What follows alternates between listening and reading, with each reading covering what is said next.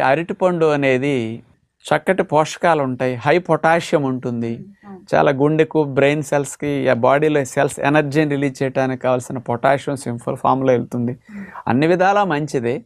కానీ మనం పండ్లను మానేస్తున్నామంటే ఆరోగ్యానికి చాలా హాని కలుగుతుంది.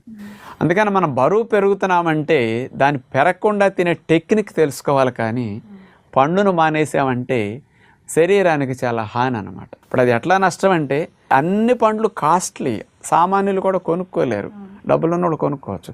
కానీ ఆ మాట విని పాపం పేదవారు కూడా అమ్మ అరటిపళ్ళు తింటే ఎలా అవుతా అని వీళ్ళు కూడా మానేస్తున్నారు.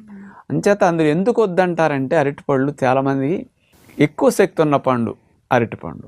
పుచ్చకాయ, కర్బూజా తీసుకుంటే 100 గ్రాములు 16 క్యాలరీలే, బొప్పాయి తీసుకుంటే 32 క్యాలరీలు, మామిడి పండు తీసుకుంటే 100 గ్రాములు 74 క్యాలరీలు. అదే అరటిపండు తీసుకుంటే 116 క్యాలరీలు.